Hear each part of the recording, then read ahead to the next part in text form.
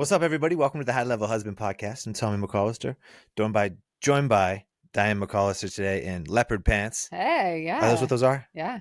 Leopard. You like them? I wasn't sure if you call them cheetah, leopard. Leopard, though? I think they're leopard. Nice.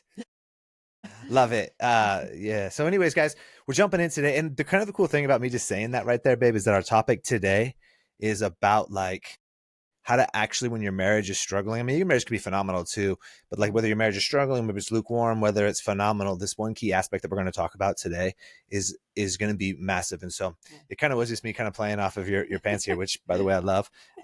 It's just keeping it fun. It's laughing and those things. So we get this question quite often from a lot of different people. It's like, man, I'm having just such a hard time connecting with my spouse. And I see it from guys who first come into our program. They just want to have these deep conversations with their wives. Mm-hmm. And at that point in time with their wife, they're just so frustrated. They're so irritated. They're so overly touched out, needed out, stimulated from the kids, from life, from all these other things, from the majority of them. And there's always multiple different scenarios in marriage, but specifically that one. And then the guys are finally at this spot of needing to rebuild the relationship because the wife has told them like, hey, it's over. We're separated, something. And then the guys are like, oh no. And they want to just sit down and it's like, all right, well, I need to talk about our relationship. Let me just do this. It's like have all these serious talks. And it's like, that's the last thing she wants to do at this moment. And so because of that, we had a question from a guy the other day, and they're not going to get divorced by any means, but they're at a spot where they're ridiculously disconnected. She's been so focused on the kids, and he's been focused on the kids a lot. He also owns a business, but the kids are last one's about to graduate high school, and then that's been her whole identity. And anyways, what he was saying, he's just like, man, we're so disconnected. Yeah, we still have intimacy, but that's just because I think both of us like sex. And so, but other than that, like we don't really get along. And so I just told him, I said, bro, you're not going to get divorced. She doesn't want a divorce. You don't want a divorce, but you're basically just, you've just kind of settled for where you're at. Yeah. And here's my advice for you. Become friends. That's all you need to do is just be friends. Mm-hmm. And we see it with a lot of different other people. It's just like in the beginning of a relationship, how do you think it starts? Mm-hmm. You're just friends. Right. You're just having fun. You're going on hikes. You're going out to dinner. You're not having all these crazy deep conversations. They can get there, but it's not the agenda, And that's why I just told him, I said, bro, tell her, you remove all expectations, remove all pressure. I'm even okay with removing all sex from the situation because that still kind of ties you in. Just become really, really good friends because you're both not going to divorce each other. Become phenomenal friends. Start doing new things with each other and pursuing each other in new ways, playing games, laughing, but with no intention of having this heavy conversation of like, where's this heading? What are we building? What are we going to do now the kids are gone? Just be friends. And so we're going to break this down for you guys on like how to do that, the importance of playfulness and all these other aspects of marriage. But I'm going to encourage a lot of you guys out there right now, because there's a lot of you in this spot, is you've removed like the friendship aspect of it. Now you are just business partners, or you need your wife to have sex with you and she needs you to provide money or whatever. And it's just like this transactional instead of friendship. And so as you see, we're just we're friendships, because here I am like talking about your pants as we start here. You took the word out of my mouth, transactional, because I feel like that's what it becomes. It becomes, I need this from you. I need this from you. And that's all it becomes. And then the kids, and they don't enjoy spending time together. They don't have fun together anymore. They don't have conversations, which they don't need to, as we're talking about, but they can't have the conversations because they don't have any fun to go with it, and a wife or a husband really isn't going to want to open up if you can't even just enjoy each other. That's not going to draw somebody in if you can't even enjoy each other's company. Yeah, because it always starts with connection, right? Yeah, right. So even so that's why you see a lot of times people will have affairs with people at their work, because they're not just talking about work, and they're not just talking about like all of a sudden they're just sleeping with each other. Typically at work, you have downtime, or there's those moments you're walking past each other, or when you're working, you're kind of just BSing, because a lot of times for jobs, when you work in those type of industries, they become where you can do them second nature. It's like, it's kind of like driving a car now. You don't even have to think about it. And there's a lot of those jobs, a lot of times you're just talking about life. You're spending time Right. together Yeah. and you're talking about all these different things. You're laughing, you're joking, you're listening to the music, you're doing all these other things that are going on at the same time, and you're having this connection. But then all of a sudden, a random topic pops up and you talk about something that's a little bit deeper. Hmm. Well, it's building different connection. Or you start flirting with each other because you're having fun and enjoying each other's company, and then the flirtation part of it starts to come, and then that turns into another thing, and that's how it is in relationships. It is. And so flirtation for me, for the most part, it's not when I'm like, something super serious with you, like, oh babe, I just got to tell you, you're the most amazing mom and wife, and you just are so amazingly beautiful. And like that can be flirting, but at the same time it's kind of like, man, that's kind of cheesy. Yeah. It's, we do have those Right. moments, Yeah. but for the most time it's like more fun playfulness around flirting with each other. Yeah. Talking about your pants, like, dang, they look really good on you, or I bet you they look good off of you, or something like that too. It's like just being fun. Now granted, coworkers probably aren't doing it that unless they really are actually sleeping, but it's like a joking flirting Right. that happens, right? Because when it's joking, you're like, it's part serious, part not, right? And so same thing in marriage, it can be like, I can flirt with Diane like that, but that doesn't mean in that moment I'm like, hey, hopefully I'm going to keep doing this, and in the next 5 minutes I got you upstairs and we're going to Pound Town. No. No, it's just like us being playful with each other, flirting, and with no expectations or anything on that. Mm-hmm. And it's just naturally going to happen at some point. Right. And so you're so right. That's how it happens at work for people in all those aspects. And so people lose that, the connection aspect pieces of it. So then when you want to like connect deeper and all those things, it's really, really hard to have happen. And so, Yeah, you can't just go straight in from not being friends and not having, being around each other and enjoying each other into just like some deep conversation. Especially like a wife specifically in that situation when things aren't good and she's like halfway out, she's not got the last thing she's going to want to do is sit down and talk with you. yeah. I mean, she's already overwhelmed. She's already stressed with so many different things. She's already like not even listening to probably half the things you're saying. She's not going to want to go deeper. And this is already probably X amount of years into your marriage, Right. 10, 15, 25 years into your marriage. And she's like, okay, yeah, we're going to have this deep conversation. We've done this so many times already, and it led to nowhere. Yeah. You're terrible at it. I'm terrible at it. Or what we talked about never gets followed through on. Nothing ever changes. Mm-hmm. You'll sit down, you'll have this heavy conversation, but then you don't have an actual game plan about what you're going to do. So even when you have, we're not going to make this about this, but even when you sit down and you have a tough conversation, a vulnerable conversation, especially if you're a good leader, you'll take ownership. But ownership means nothing if you don't first say how it got to this point, why it got to this point, taking the ownership, but then what you're going to do about it, and then actually following through on it. You probably just told her like, hey, I know we're really disconnected. We're putting the kids first and I'm just overwhelmed and super stressed at work. And then she's going to be like, oh, you think you do all. And it's like, you'll start bickering. And even if you don't bicker and you just say, I know we just need to start connecting more. And you're like, no, I know. Even if she agrees, oh, I know. But when are we going to do that? I know, babe. But like, we'll figure it out. That's not a nothing ever plan. happens. Yeah. You don't have a plan. Right. That's not a good leader, right? You have to have an actual plan of like, hey, but this is what we're going to do. This is what I'm personally going to do myself. Mm-hmm. Here's what I recommend for us, but here's where I will take control and I will lead us in those areas, but I will handle all the things that I personally can do. And then you do them, right? And so that's like an ownership aspect of the things. But my point with that is that's one of the reasons why guys don't know how to do that process of how to actually have these conversations and to actually change yourself to be able to actually let those stick, right? Because you can say you're going to do those things, but they don't matter if your heart doesn't actually change. You got to actually change your heart. You got to change your character. You got to be able to do that to make sure it's going to be long-term. If not, you will just, both of you guys will burn out. Even if you have the plan, you both will burn out if you actually don't change yourself and are actually able to somebody who can do this. But my point with being with this is that if you try to have this tough conversation with the wife right out the gate like that, she's already used to it being failure. So why does she want to do it again? That's one more thing on her plate that she doesn't need to think about. She's thinking about the kids. She's thinking about money. She's thinking about that something, sex, all these other aspects of it. And she's just like, dude, I don't want to talk about this right now. I don't want to hear you talk.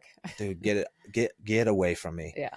And so she's not into it. So you just start having fun and being enjoyable to be around. You can still ask questions and do those things. You just got to be, if she's moody, she's like petting a rattlesnake. You can't be the person that is like now getting reactive to it. You're going to have to take it on the chin and just keep it moving and just being this person. Eventually it will happen, but you have to be proactive and set them up for this in that direction. And so one of the cool things is that we kind of like teaches character, connection, correction, right? So eventually you will want to have some correction type talks about what things need to change and all these other things, because vulnerable conversations are amazing, right?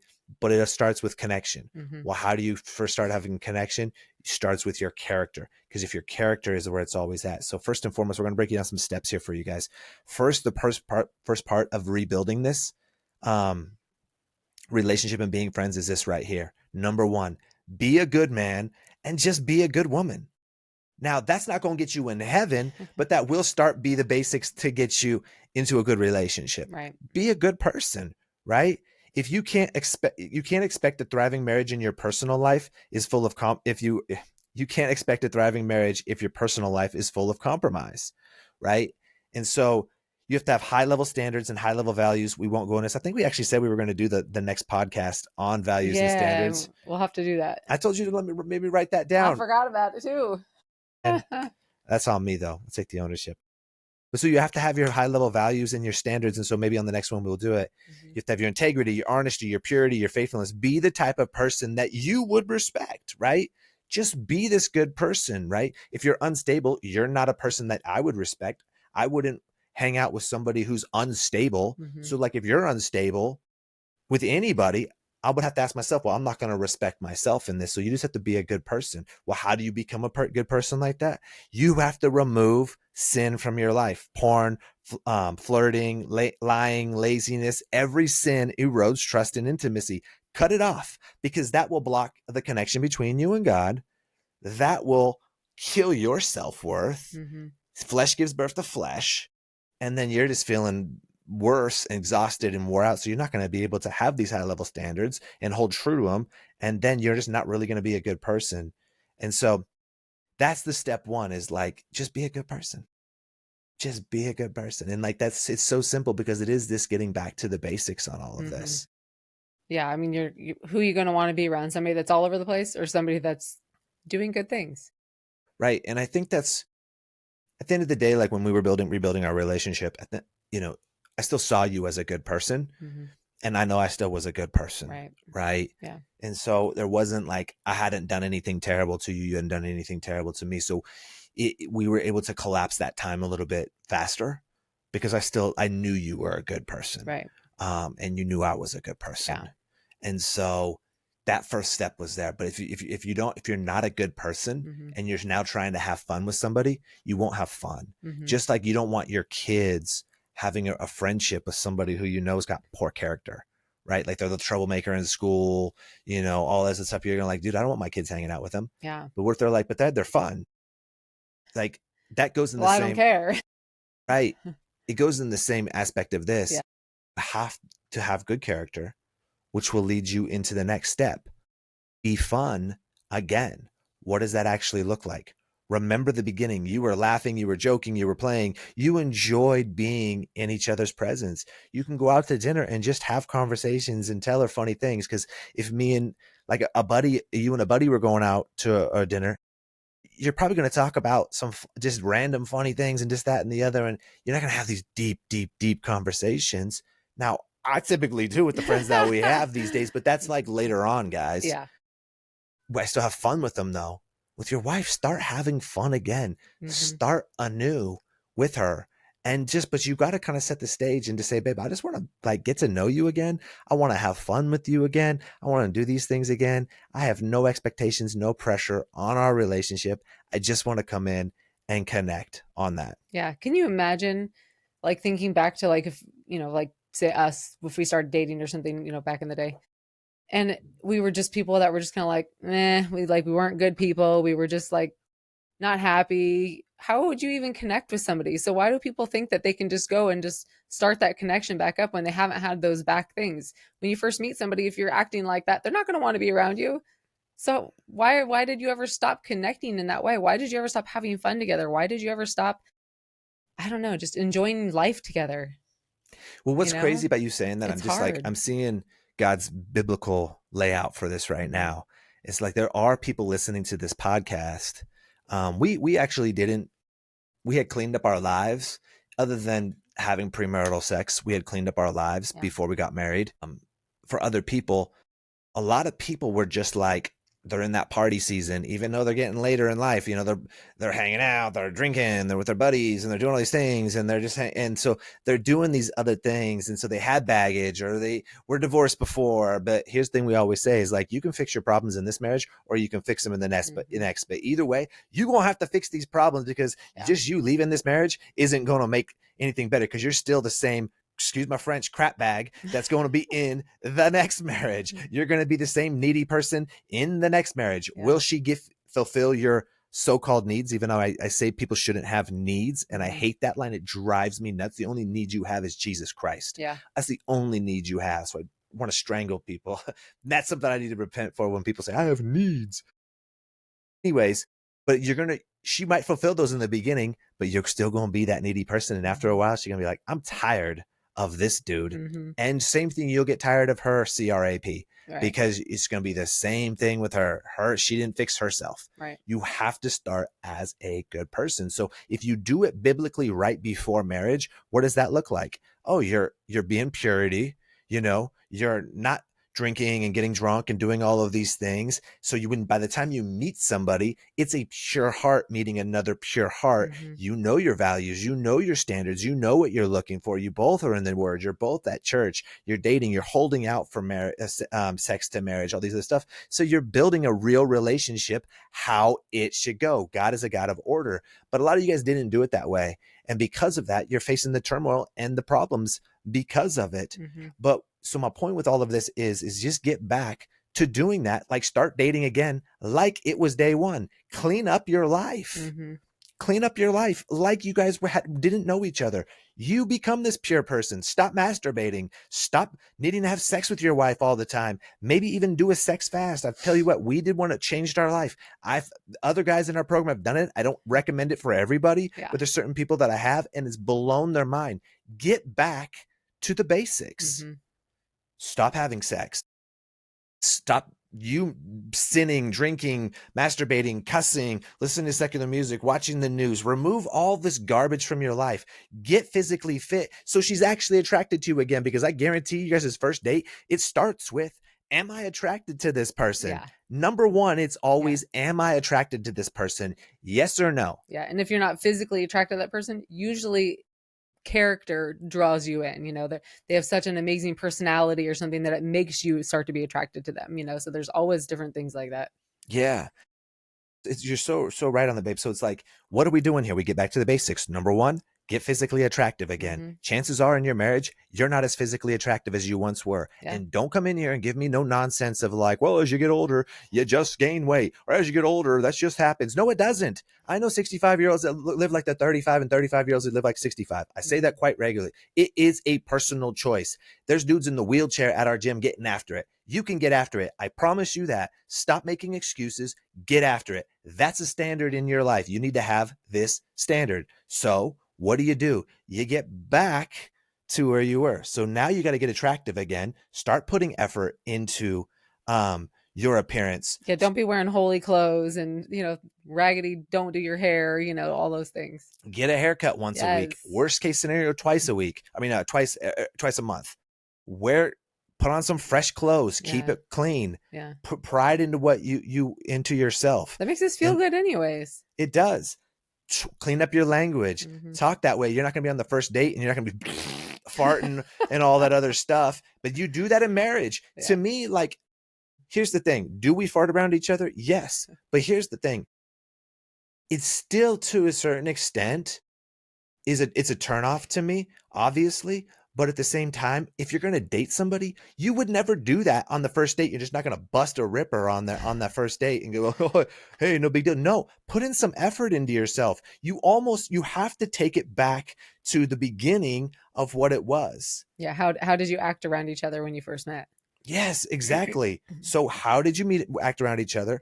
hold those standards. Don't be farting around each other. Eventually, maybe that will come back. Sure. I'm not saying that's you lowering your standards, but you have to be attractive on it. If she already hates you, I guarantee you letting stinky farts around her is not helping the situation. And as dumb as that sounds, it is the Or truth. any other nasty habits, that are just unattractive habits. Right. Burping or whatever. But here's the thing, when you eat like crap, you fart more, you burp, you do all that. So guess what? When you clean up your diet, Yeah. you will. She will 100% notice. Right. Dude, my dude is looking, whoa. Yeah, he's becoming more attractive. So now you're physically attractive again. Yeah. Get that under control. Let your habits and things like that I just said, get back attractive again.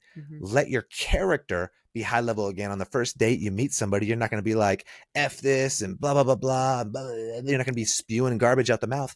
Get back to your character again, but then live with that character. That's who you are. You just let the world stick to you. Jesus didn't talk that way. High level people don't talk that way. Yes. And high level doesn't mean you have a ton of money. So many people come at us sometimes and they're like, well, so-and-so has a ton of money and he talks that way. Cool, bro. Show me in the Bible where character has to do with anything with money. Nothing. Right. Now, can it be a byproduct of having high level character? Absolutely. And so my point is, then get back to that, the way you're talking on that. On your first dates, you're just having fun. You're getting to know, see where it goes. There's no expectations. You're not trying at the end of the night, like you probably did when you were dating. But at this point, there's not at the end of the night like, yo, I'm hoping to get laid tonight. I'm just hoping to get one off tonight. And that's where a lot of guys are at. It's like, man, we had this great date, but because we're married, we'll go have sex tonight. Right. No, the same principle of when you dated. I'm not going to have sex with my wife tonight. I'm not going to try to have sex with my wife tonight. Guys, if you're in a great spot and you're implementing these things and you have a very healthy sex life and a really healthy marriage, yes, have sex at the end of the night. My thing is, for if you're in lukewarm or below, if you would rate your marriage at a 5 or below, do not press for it. No. If your wife initiates it or something like that, play a little hard to get. Do things like that, because as soon as she gives you a hint and you just take her upstairs, she knows that's all. Then she'll be like, man, I knew he was kind of just acting this way for a reason. No, play a little hard to get. Yeah.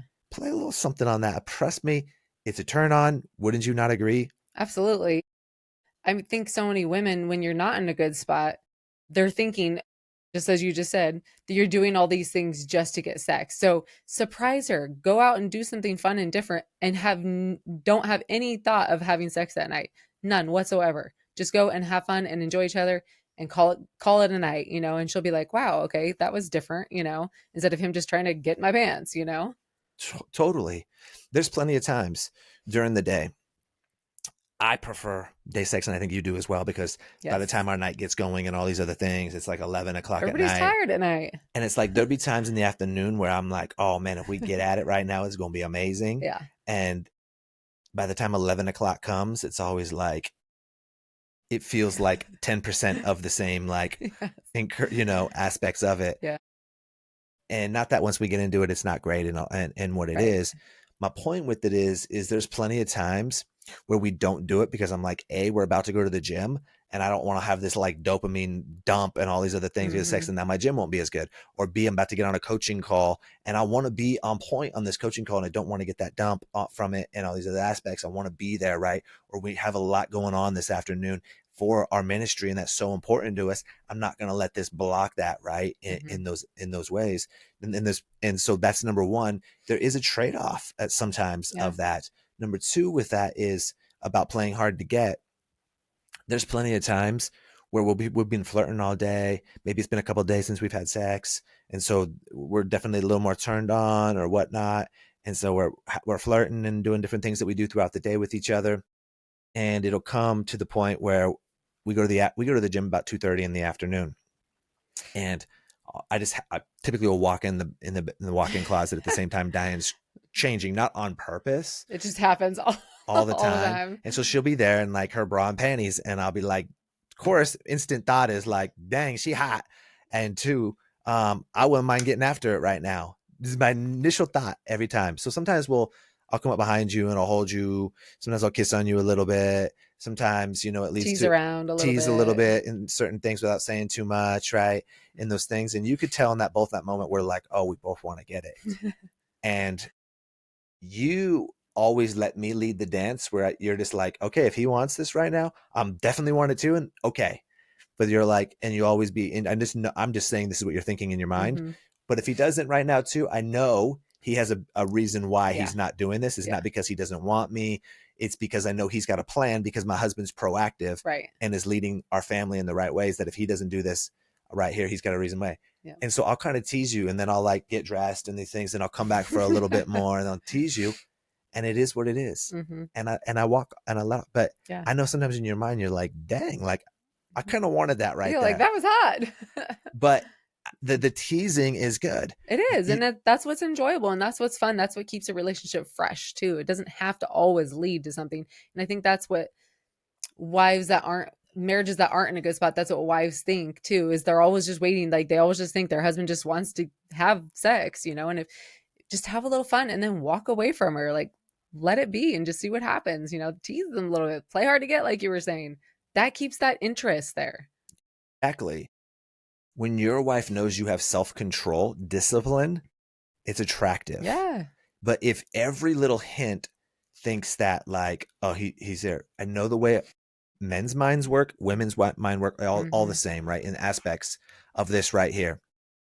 They will play games with you and tricks on you. They will go to assumptions and all these other things. So you do your part in this, guys. Because if you all of a sudden just take the bait every single time, it's too easy. Yeah. You got to be able to work through it. So I guess if you see what I'm saying here is we kind of did on the fly here, is get back to the basics. Physically attractive, put effort in yourself, never let that off. Get your character, the way your words and tone, I'll get back to those things. Be playful, have fun, do all these things without expectation, and even play hard to get into the sex aspects of things. Yeah. And keep it moving into those in those areas. And so enjoy each other's fun. It's just like when you're texting each other and you may be at work or something like that. Keep it fun. Send each other a funny, what are those gifts or memes, whatever they're called, things like that. Keep it fun and playful. We don't ever talk, and this is a rule for you guys too. And I see so many guys doing this. They have serious discussions, if not arguments, with their wife in text. That is the dumbest thing you could ever do. Yeah. I wish people could see our texts from me and you. It's simple, playful, and that's it. That's it. There's nothing ever in it at all else. Yeah. It has zero Unless emotion. it's a work-related question or something like that. Otherwise, there's no emotional things. But that's still simple, right? Yeah, because there's no emotion in it, Yeah. The playfulness, I guess, can have emotion in it, but it's still just fun and playful. Yeah. We don't talk about anything serious in there. Like I would never say, Diane, I just want to say, last night, I'm sorry when I was like, blah, blah, blah, blah, blah. No. Or you do this. No, because now you just wasted an opportunity to connect with somebody in person. Is so much more intimate. Like when we talk about certain things, it's like what we say, we don't argue, you know what I'm saying? But the last time, I can't even remember what it was about, that we had a conversation that was a little more serious or something. Yeah. I don't remember, but it was in person, and we talked about it in person, and then it's enjoyable. And then we connected so well with, that's what happens. Yeah, that's what it was. That's where it had been a crazy, it was a crazy wild week. Yeah. In multiple different things. And I think God was putting me in the vice. I think there was some spiritual attack too, but there was multiple different things. And I was just like running low, and we were wanting to connect, and we had been playing around on the couch, but we also knew the kids were going to be home any minute. So there was nothing we really could do. Right. And then it was like an hour later, you were like, is it too late for you? And I was just frustrated that you got like logistical with it. Right. And asked the question as opposed to just letting it happen. That's more fun than like, hey, is it too late for you to have sex tonight? Like I was like, and at that point in time, I was already frustrated with like just the multiple storms that were hitting. And I was just like, that was my bad. Right. Well, sure. but for me as well on it. And so, as the leader, that was me for maybe not giving a heads up or whatever it might've been. But the thing is, I was frustrated. So I said, we'll find another time. Tonight's not the night. But then the next day I said, hey, I think we need to talk about last night. Yeah. And we had this emotional conversation in the closet, and you could just feel the spirit, the love, the connection happening. And then we ended up going and had sex right then. Like it was the middle of the day. And it was like, because we had such a deep emotional connection. I was taking ownership. You were taking ownership. We were connecting. Then it led to some amazing sex. Now, how we just had sex the night before at 11 o'clock and just did it, it would have been like, eh. But like, Mhm. I remember that it was an amazing It was so much more session. powerful. It Yeah. was. So my spot with that, guys, is if you're trying to connect, like say sorry or do those things in text, you're missing all of the connection. Now you just missed an opportunity to actually just connect with your wife in person. Mhm. Stop texting with people. Literally take your phone right now and smash this stupid thing. Like, it's ruining your guys' marriages Yeah. because you just want to text with your wife. Do you not have two balls between your legs to where you can't go talk to your wife as a man and talk to her? Is she that scary? Is she going to punch you in your face? Is she going to shoot you? Or are you just a wimp that she's going to say something that's hurt and you're going to take your ball and go home? Or can you stand there and take it and then just be like, I understand that's how you feel. I'm gonna take ownership on this because it's always the leader's fault. This is um this is why it happened. And I now know I should have done this differently. That's my ownership. And this is what I'm gonna do differently about it next time. Babe, I'm sorry that this happened. I'm changing it, and then I'm gonna make it happen. And then do it, right? But if you can't sit in the pocket, it shows you where your masculine leadership is. Mhm. You're not the leader of your house. You're scared of your wife's Yeah. emotions. And then you're like, no, I'm not. You're gonna be like, because you're just like, I just don't want to rock the boat. Again, you're scared of emotions instead of being able to actually connect and getting good so you don't have to argue. I just created a reel today I'm going to put out. It was JD Vance talking about when he was talking with Erica Kirk right after Charlie's death.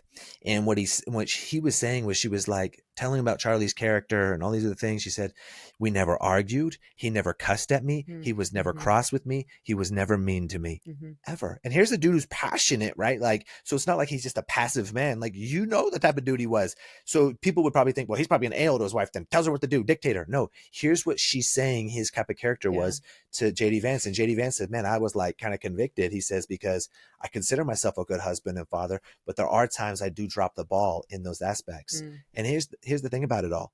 Step it up, bro. JD Vance, step it up. It is possible to not argue and all of those things. You just got to stop running from them and letting it control your emotions Yeah. and missing these opportunities to connect. So I know we're kind of getting off the topic here, but we're able to have those moments and they're super special. But then we can also get back to being playful Yeah. majority of the time. That's what people don't Absolutely. see about me. I was just talking about with Pastor Brandon Freeman yesterday, and maybe it was last week's call, but either way, he was saying, man, like, I'm this bold, passionate dude who leads this church and da da da da. And he said, but dude, most of the time, I'm just the bro.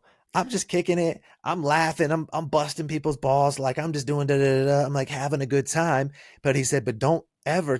My anointing is my anointing. Same Mhm. thing with me. Yeah. That's my anointing. This is my anointing. Yeah. But majority of the time, I'm just joking around. I'm Yeah. playful. People don't get to see that side of you that much, of how you're just playing and joking and having fun and spending time with the kids doing that too, and me, and we're just having a great time all the time. Right.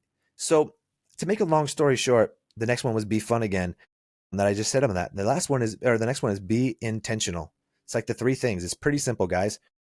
Be a good man or be a good woman with high character values. Remove the sin from your life so you can be this person. The next one, start having fun again. Play games, go kayaking, go kickboxing, go do something that's just different. Mix it up different Mhm. than you always do. If it's always the same thing, it's not going to be the same fun. You've got to put new little tiny wrinkles in Mhm. different aspects of things. It's just the same way that when you came out wearing these pants today, you said to me, man, I'm going to wear these pants today. It was the first time you've wore them. Mhm. Like, you just got them, and they're kind of a little wild for typically how you dress.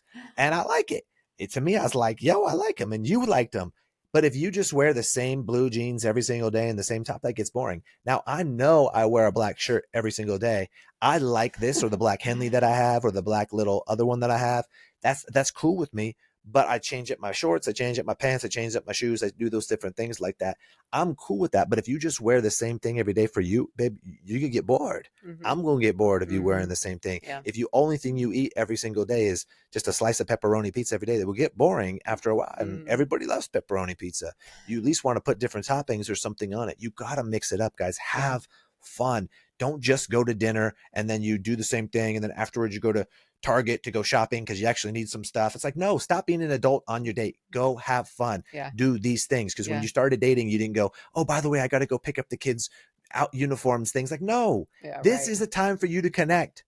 This is the time for you guys to connect. Go to the park and go for a walk. Go throw a frisbee. Go ride a ride at an amusement park. Like, go do something different. And I don't care if she doesn't want to do it. Take her there. You've planned it. Yeah. Take it. Yes. But this is where men go wrong. They go, well, where do you think? What do you want to do? We need to start going out more. Like, I don't know. What do you want to do? I don't know what I want to do. You want to go ride that park at the Oh my amusement gosh. park? Well, no, I don't like them. Okay, well, how about frisbees? Did you really go throw a frisbee? Instead, you just go, hey, babe, we're going out this Saturday Yes. afternoon. We're going to go grab some lunch and we're going to pick it up and then we're going to take it to the park. Then when you get to the park, you have your frisbee there and you go, and then you just grab the frisbee, you stand up and you throw it to her. And Yes. she's sitting there. Yeah. You throw it to her. Yeah. She'd be like, really? You'd be like, yeah, throw it back. Right. She's going to throw it. And then you'd be like, that's all you got? Really? That's the weakest throw I've seen. Then you throw it back to her. And then she throws it. And then just a little bit better. Can you throw it better than that? And then she's going to throw one and then it's going to be fun. Yeah. But if you just said first, this Saturday, I think we should go out and have some fun. And then she's going to be like, well, what about the kids? Well, I don't know. Maybe we could find a sitter. Maybe my mom could watch them or something. It's like, no, you should have already had the sitter lined up. Yeah. You should have already had the plans of what you're going to do. And you just say, hey, we're going to go have fun and make it fun. But if you just go to the same restaurant and then you go watch a dumb movie afterwards, zero connection, zero fun. And it's like the same stuff. Yeah. Be different. Yes. Your character, your fun, and you just be intentional about this. That's the last one, is you have to be consistent. Be fun again and be intentional. Be a good man with high level character. Be fun and be consistent. This is daily. If you're overworked and overwhelmed at work and stressed and all these other things, and you come home and you're like, but this work is so stressed, quit your job. Do it. I'm telling you right now. Well, it's like, oh, but I got to be responsible and provide for my family. How's that working out for you, bro? Your wife hates you. Your kids are not stoked on your relationship, and now they're going to get divorced themselves because they're watching that this is just to what a man is, an overworked, overstressed man who has no connection with his wife. And I guess that's just what men are. So that's what I'm going to settle for. That's what your daughter's thinking. And then your son goes, well, I guess this is what men do. They overwork, they do other things, and that's just what they do. And mom and dad just argue. So that's just who I'm going to be. Now you've set them up for failure. What is caught is taught. Right.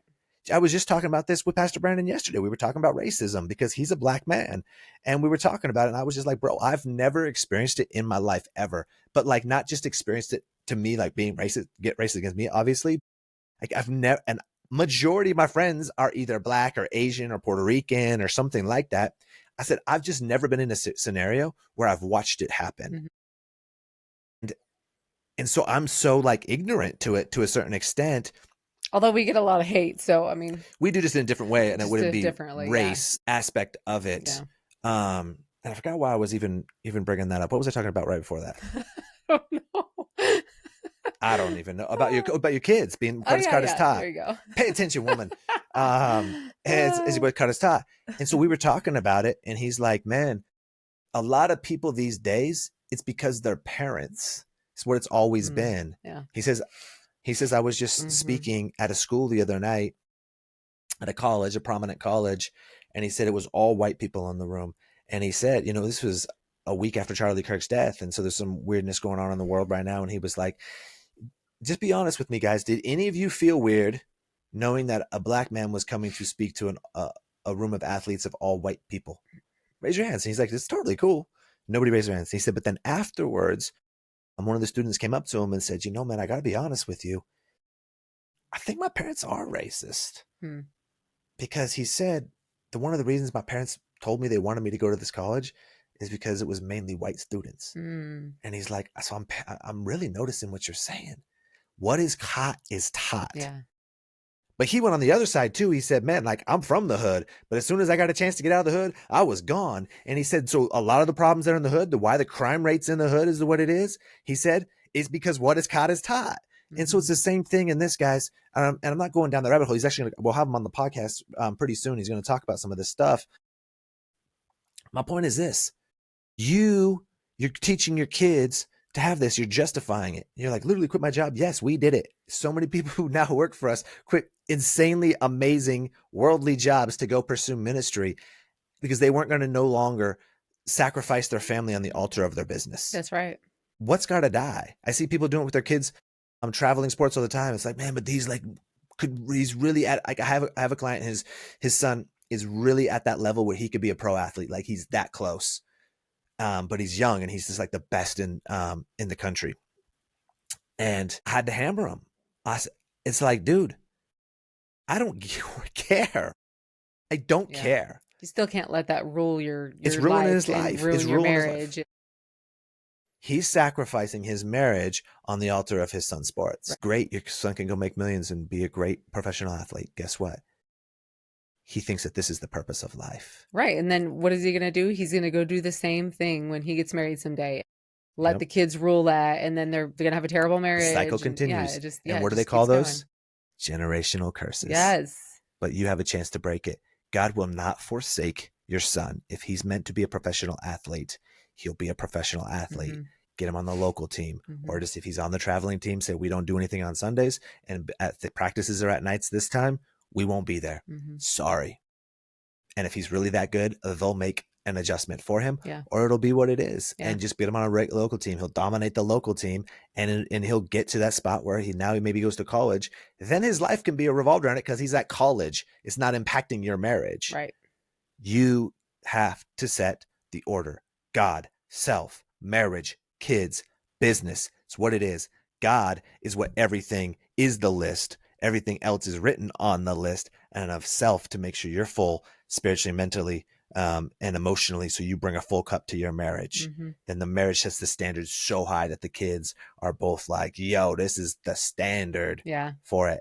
And then boom, it goes down. I've yet to seen a person who has a family that has an amazing, the order right, killing it in faith, killing it in all the aspects, killing it in marriage, that their kids, when they get older, get divorced. Right. And here's the reason why. There's a lot of people that go, well, I know it. I promise you, you think going to church makes you all in for God. That's like the lowest level of all in for God. Yep. You think because they're not divorced that means they have a great marriage. I'm talking like never arguing. I'm talking like taking territory for the kingdom, so equally yoked, all in for God, all of that. And their kids are that. I've yet to see it. And that's just the truth. Yeah. Agree. And so let's win, you know? And so I know this was kind of a little all over the place with it because we kind of get on it, but just make it happen every day, guys. Mm-hmm. It's just small little fun things throughout the day. Texts are simple. Playfulness, laughing. When you get home from work and she asks how your day would be, and you go, oh, good. Then you grab a beer and you go sit on the couch and watch the game. Yeah. 1, that football game's not changing your life. Number 2, you're low level if you're drinking beer. And 3, if you just say good and walk off, that shows where your emotional capacity is. Yeah. 4, if you're just so stressed at that level, it shows you that something's off in your life, that your cup is empty and drained. Mm-hmm. Fix it. Yeah. That's ownership. Okay, what do I do about this? How do I fix this? That's on you, bro. That's on you. Fix it. Change it. Change it. Yeah, absolutely. It happens. And so we go on forever about this topic, babe. But I just want to encourage you guys, get back to the basics, especially the spot where we were talking about, like, it's like, imagine if you guys were back at dating again. What do you look like? Mm-hmm. What are you talking like? Mm-hmm. What are you doing? Yeah. Those 3 things right there. And then pursue them. After you have a couple of good dates when you're dating, like you're sending funny things to each other. Yeah. We didn't have phones back then when we were dating like that. But at the same time, that's what it would be, right? I actually think that we have more fun and do more things now than we did even then, when we first started dating. Totally. But even back then, it was like still just like joking, lightheartedness. And that's where people go wrong. They're just so serious all the time. Like be lighthearted in your home, just anywhere really, but let your home be so lighthearted that you just can enjoy being there. There's a peace in your house because of it, but I feel like people can't wait to get out of their house. They can't wait to go on vacation. They can't wait for their spouse to be gone. So that way they can just have your house be peaceful at all times because you're so lighthearted and just having fun that you enjoy being there. You enjoy being around each other. Yeah. Life's in a weird spot for, I know for me right now, and I can only speak on this and I maybe like your opinion as well, but I don't want to break from anything. It's weird. Like, I love going to the gym. Yeah. I could technically go to the gym twice a day. I would love it so much. Mm-hmm. I don't want to break from reading the Bible. Yeah. Or I don't want to break from listening to an amazing sermon or podcast or book. I don't want a break from podcasting. Mm-hmm. I don't want to break from Going on our nightly walks. Like I could do that multiple times a day. Sometimes we do. Yeah. I don't want to break from playing games with the kids at night. Yeah. And I don't want to break from, we also watch about 30 minutes of TV with them at night. I don't want to break from that, Yeah. right?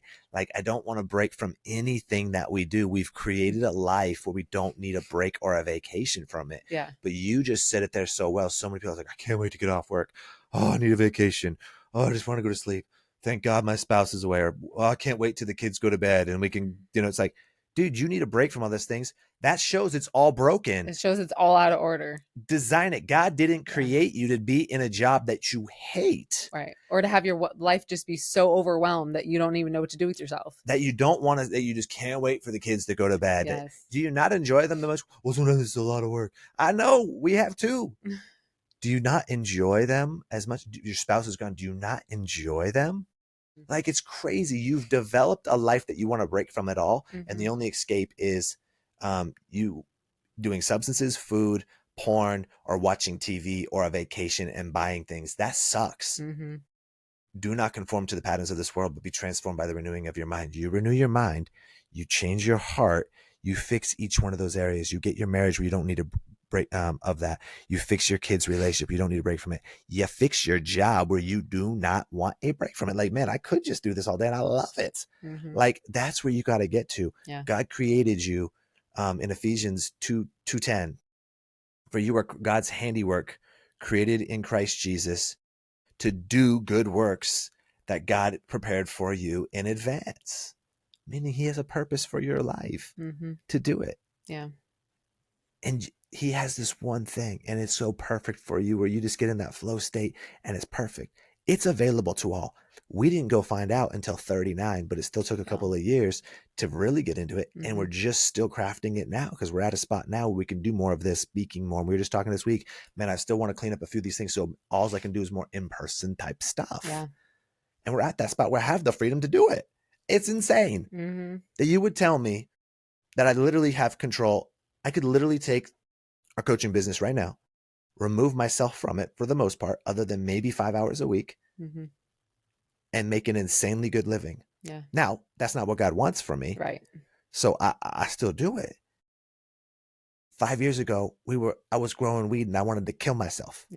And I had no talents that I thought. None. Zip, zilch. None. 5 years later, we are arguably one of the best marriage coaches in the world, best men's personal development coach in the world. It is insane. How?